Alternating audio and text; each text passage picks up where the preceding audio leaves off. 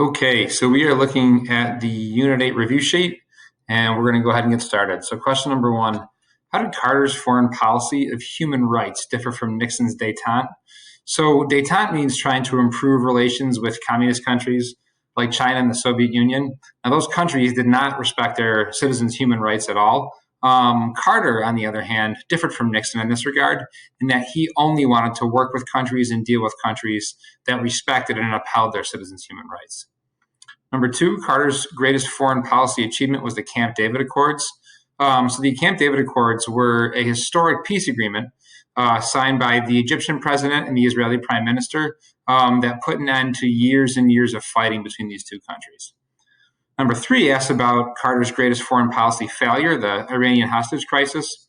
So after a revolution in Iran, the leader, the Shah, was deposed and a fundamentalist Islamic regime took over. The American embassy in Tehran, the capital of Iran, was stormed, taken over, and 53 embassy staffers were taken hostage.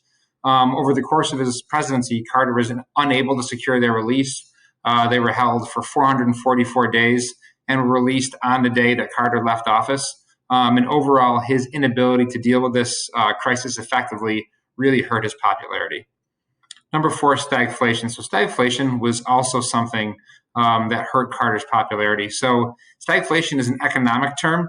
The definition is an increase in consumer prices, which we call inflation, combined with a growth in unemployment, which we refer to stagnation. So when you combine inflation and stagnation, we get stagflation. What was this caused by in the 1970s? So the main cause of the stagflation was the OPEC oil embargo. So OPEC stands for Organization of Petroleum Exporting Countries. This group of nations ended up embargoing or not selling oil to the United States in response to our support of Israel. And this lack of oil led to rising energy prices overall, which really is harmful to the economy. And then the next question asks about why stagflation was so difficult to solve. So typically, inflation and unemployment don't happen together. When they do happen together, the methods used to help unemployment make inflation worse, and the methods used to solve the inflation problems make unemployment worse. So again, it's difficult to solve because helping one area of stagflation makes the other one worse. Moving on to Ronald Reagan, question number five. Reagan's economic policies were known as Reaganomics, supply-side economics, or also known as trickle-down economics.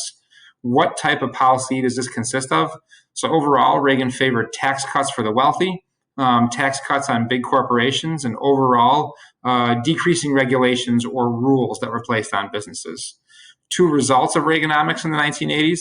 Reaganomics does end up leading to an end in stagflation and an increase in economic growth. But the downside of Reaganomics is that it really increases this wealth disparity between the rich and the poor. And it's not written on the review sheet, but this also leads to serious increases in the federal deficit and the overall national debt. Number six, what was the Strategic Defense Initiative, or Star Wars? So this was a plan that was initiated under Reagan to develop a system of satellites and space-based weapons that would be able to shoot down Soviet missiles. Overall, this was an expensive plan. It never actually worked, but it does help lead to the collapse of the Soviet Union, because one of the things the Soviets did was try to keep up with the spending that the United States was doing. They weren't able to. This causes economic problems and, again, leads to their eventual collapse. Number seven, Reagan was caught in a major scandal in his second term known as the Iran-Contra affair. Explain how each of these are related to the scandal. So Nicaragua is a country in Central America, and this country was, at this point in the 1980s, led by a Soviet kind of allied left-wing party known as the Sandinistas. Now, there was a group called the Contras that was a right-wing kind of militant group. They were fighting against the Sandinistas, and the Contras were being funded by the United States. After there was some information that came out about some serious human rights abuses and atrocities that the Contras had committed, Congress cut off the funding to that group. But secretly, members of the military and some members of the Reagan administration illegally sold weapons to Iran and then used that money to fund the Contras. Eventually, the information about this came out. Reagan claimed he had no knowledge of these illegal arms sales, and overall, the scandal did not hurt his popularity. He was referred to as the Teflon president because the scandals didn't stick to him.